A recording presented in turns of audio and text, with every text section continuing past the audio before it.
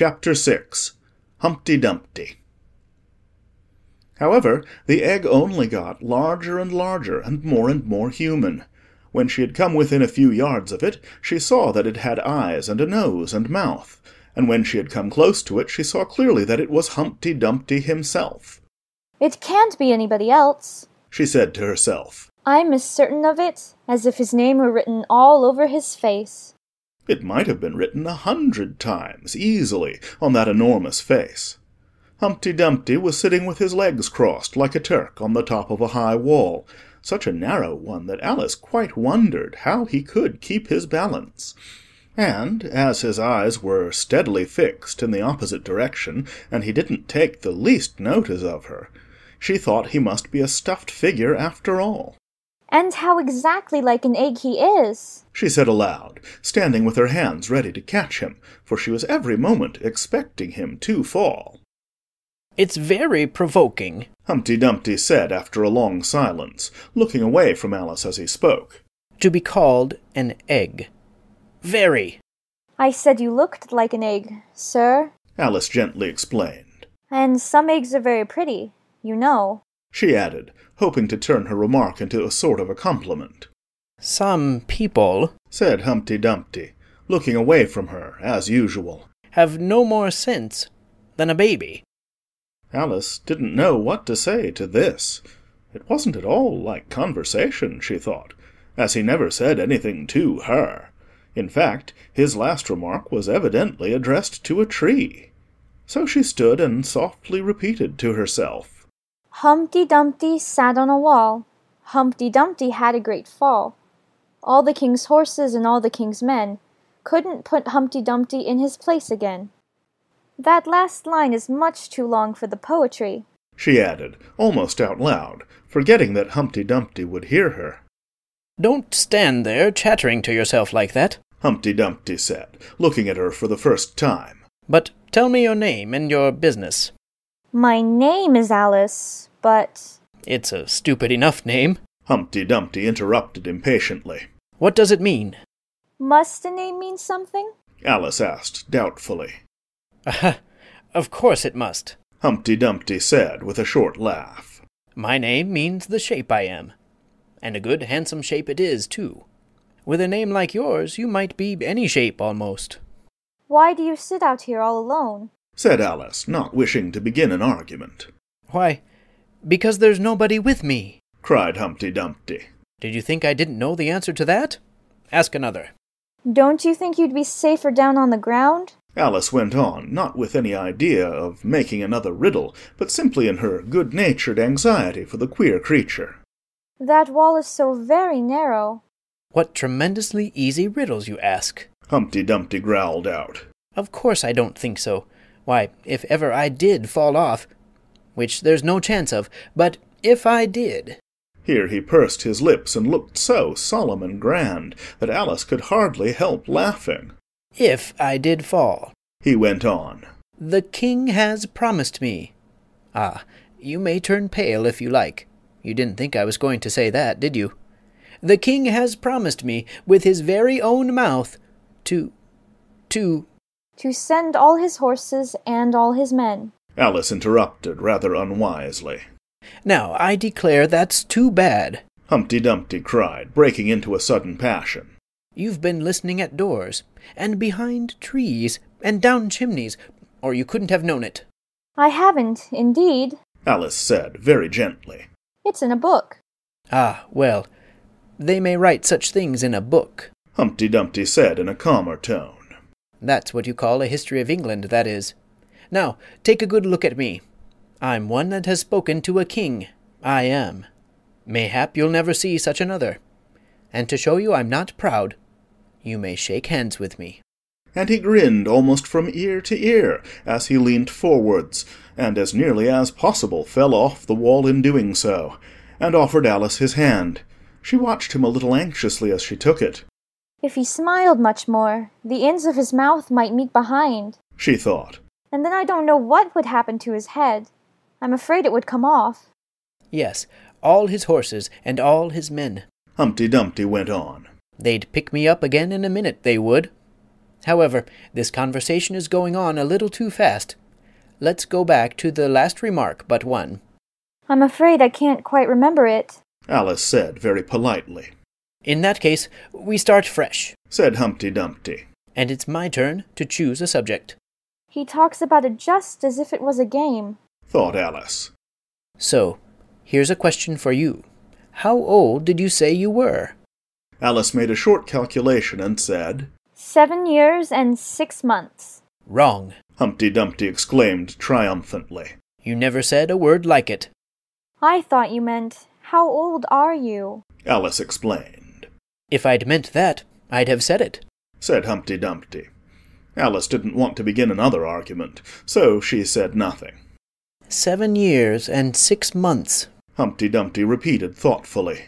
An uncomfortable sort of age. Now, if you'd asked my advice, I'd have said, leave off at 7. But it's too late now. I never ask advice about growing, Alice said indignantly. Too proud? The other inquired. Alice felt even more indignant at this suggestion. I mean, She said, that one can't help growing older. One can't, perhaps, said Humpty Dumpty. but 2 can. With proper assistance, you might have left off at 7. What a beautiful belt you've got on. Alice suddenly remarked. They had had quite enough of the subject of age, she thought, and if they really were to take turns in choosing subjects, it was her turn now. At least, She corrected herself on second thoughts. a beautiful cravat, I should have said. No, a belt, I beg your pardon. She added in dismay, for Humpty Dumpty looked thoroughly offended, and she began to wish she hadn't chosen that subject. If I only knew She thought to herself. which was neck and which was waist. Evidently Humpty Dumpty was very angry, though he said nothing for a minute or two. When he did speak again, it was in a deep growl. It is a most provoking thing, He said at last. when a person doesn't know a cravat from a belt. I know it's very ignorant of me. Alice said, in so humble a tone that Humpty Dumpty relented. It's a cravat, child, and a beautiful one, as you say. It's a present from the White King and Queen. There now. Is it really? Said Alice, quite pleased to find that she had chosen a good subject after all. They gave it me. Humpty Dumpty continued thoughtfully, as he crossed one knee over the other and clasped his hands round it. They gave it me for an unbirthday present. I beg your pardon? Alice said with a puzzled air. I'm not offended. Said Humpty Dumpty. I mean, what is an unbirthday present? A present given when it isn't your birthday, of course. Alice considered a little. I like birthday presents best. She said at last. You don't know what you're talking about, Cried Humpty Dumpty. How many days are there in a year? 365. Said Alice. And how many birthdays have you? 1. And if you take 1 from 365, what remains? 364. Of course. Humpty Dumpty looked doubtful. I'd rather see that done on paper. He said. Alice couldn't help smiling as she took out her memorandum book and worked the sum for him. 365 minus 1 equals 364. Humpty Dumpty took the book and looked at it carefully. That seems to be done right. He began. You're holding it upside down. Alice interrupted. To be sure, I was. Humpty Dumpty said gaily as she turned it round for him. I thought it looked a little queer.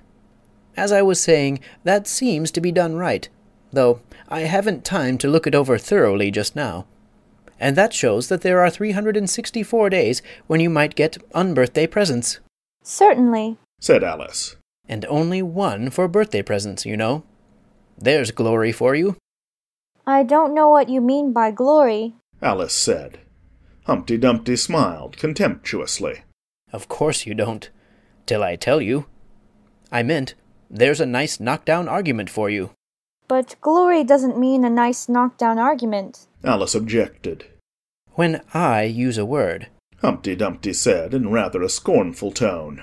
it means just what I choose it to mean, neither more nor less. The question is, said Alice, whether you can make words mean so many different things. The question is, said Humpty Dumpty, which is to be master? That's all. Alice was too much puzzled to say anything, so after a minute Humpty Dumpty began again. They've a temper, some of them. Particularly verbs, they're the proudest. Adjectives you can do anything with, but not verbs. However, I can manage the whole lot of them. Impenetrability, that's what I say. Would you tell me, please, said Alice. What that means? Now you talk like a reasonable child, said Humpty Dumpty, looking very much pleased. I meant by impenetrability that we've had enough of that subject, and it would be just as well if you'd mention what you mean to do next, as I suppose you don't mean to stop here all the rest of your life. That's a great deal to make one word mean, Alice said in a thoughtful tone. When I make a word do a lot of work like that, said Humpty Dumpty, I always pay it extra. Oh, said Alice. She was too much puzzled to make any other remark. Ah, you should see 'em come round me of a Saturday night. Humpty Dumpty went on, wagging his head gravely from side to side. For to get their wages, you know. Alice didn't venture to ask what he paid them with, and so, you see, I can't tell you. You seem very clever at explaining words, sir, said Alice. Would you kindly tell me the meaning of the poem called Jabberwocky? Let's hear it, said Humpty Dumpty. I can explain all the poems that were ever invented, and a good many that haven't been invented just yet. This sounded very hopeful, so Alice repeated the first verse. "'Twas Berlig and the slithy toves did gyre and gimble in the wabe. All mimsy were the borogoves, and the mome raths outgrabe." That's enough to begin with. Humpty Dumpty interrupted. There are plenty of hard words there. Brillig means 4 o'clock in the afternoon, the time when you begin broiling things for dinner. That'll do very well, said Alice. And slithy? Well, slithy means lithe and slimy. Lithe is the same as active. You see, it's like a portmanteau. There are two meanings packed up into one word. I see it now. Alice remarked thoughtfully. And what are toves? Well, toves are something like badgers. They're something like lizards. And they're something like corkscrews. They must be very curious-looking creatures. They are that, said Humpty Dumpty. Also, they make their nests under sundials. Also, they live on cheese. And what's the gyre? And to gimble? To gyre is to go round and round like a gyroscope. To gimble is to make holes, like a gimlet. And the wabe is the grass plot round a sundial, I suppose, said Alice, surprised at her own ingenuity. Of course it is. It's called a wabe, you know, because it goes a long way before it, and a long way behind it. And a long way beyond it on each side, Alice added. Exactly so. Well then, mimsy is flimsy and miserable. There's another portmanteau for you. And a borogove is a thin, shabby-looking bird, with its feathers sticking out all round. Something like a live mop. And then mome raths, said Alice. I'm afraid I'm giving you a great deal of trouble. Well, a rath is a sort of green pig. But mome, I'm not certain about. I think it's short for from home, meaning that they'd lost their way, you know. And what does outgrabe mean? Well, outgrabing is something between bellowing and whistling, with a kind of sneeze in the middle. However, you'll hear it done, maybe, down in the wood yonder, and when you've once heard it, you'll be quite content. Who's been repeating all that hard stuff to you? I read it in a book, said Alice. But I had some poetry repeated to me, much easier than that, by Tweedledee, I think it was. As to poetry, you know, said Humpty Dumpty, stretching out one of his great hands. I can repeat poetry as well as other folk, if it comes to that. Oh, it needn't come to that, Alice hastily said, hoping to keep him from beginning. The piece I'm going to repeat, he went on without noticing her remark, was written entirely for your amusement. Alice felt that in that case she really ought to listen to it, so she sat down and said, Thank you, rather sadly. In winter, when the fields are white, I sing this song for your delight. Only I don't sing it," he added as an explanation. I see you don't, said Alice. "If you can see whether I'm singing or not, you've sharper eyes than most," Humpty Dumpty remarked severely. Alice was silent. "In spring, when woods are getting green, I'll try and tell you what I mean," Thank you very much, said Alice. "In summer, when the days are long, perhaps you'll understand the song. In autumn, when the leaves are brown, take pen and ink and write it down." I will, if I can remember it so long. said Alice. "You needn't go on making remarks like that. Humpty Dumpty said. They're not sensible, and they put me out. I sent a message to the fish. I told them, this is what I wish. The little fishes of the sea, they sent an answer back to me. The little fish's answer was, We cannot do it, sir, because... I'm afraid I don't quite understand, said Alice. It gets easier further on. Humpty Dumpty replied. I sent to them again to say, it will be better to obey. The fishes answered with a grin. Why, what a temper you are in! I told them once, I told them twice. They would not listen to advice.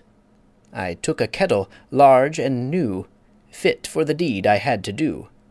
My heart went hop, my heart went thump. I filled the kettle at the pump. Then someone came to me and said, The little fishes are in bed. I said to him, I said it plain, then you must wake them up again. I said it very loud and clear, I went and shouted in his ear. Humpty Dumpty raised his voice almost to a scream as he repeated this verse, and Alice thought with a shudder. I wouldn't have been the messenger for anything. But he was very stiff and proud. He said, You needn't shout so loud. And he was very proud and stiff. He said, I'd go and wake them if... I took a corkscrew from the shelf. I went to wake them up myself. And when I found the door was locked, I pulled and pushed and kicked and knocked. And when I found the door was shut, I tried to turn the handle, but... There was a long pause. Is that all? Alice timidly asked. That's all, said Humpty Dumpty. Goodbye. This was rather sudden, Alice thought, but after such a very strong hint that she ought to be going, she felt that it would hardly be civil to stay. So she got up and held out her hand. Goodbye, till we meet again, she said as cheerfully as she could. I shouldn't know you again if we did meet, Humpty Dumpty replied in a discontented tone, giving her one of his fingers to shake. You're so exactly like other people. The face is what one goes by, generally, Alice remarked in a thoughtful tone. That's just what I complain of, said Humpty Dumpty. Your face is the same as everybody has, the two eyes so, marking their places in the air with his thumb. Nose in the middle, mouth under. It's always the same. Now, if you had the two eyes on the same side of the nose, for instance, or the mouth at the top, that would be some help. It wouldn't look nice, Alice objected. But Humpty Dumpty only shut his eyes and said, Wait till you've tried. Alice waited a minute to see if he would speak again, but as he never opened his eyes or took any further notice of her, she said, Goodbye. Once more, and getting no answer to this, she quietly walked away, but she couldn't help saying to herself as she went, Of all the unsatisfactory... She repeated this aloud, as it was a great comfort to have such a long word to say. Of all the unsatisfactory people I ever met... She never finished the sentence, for at this moment a heavy crash shook the forest from end to end. End of chapter 6.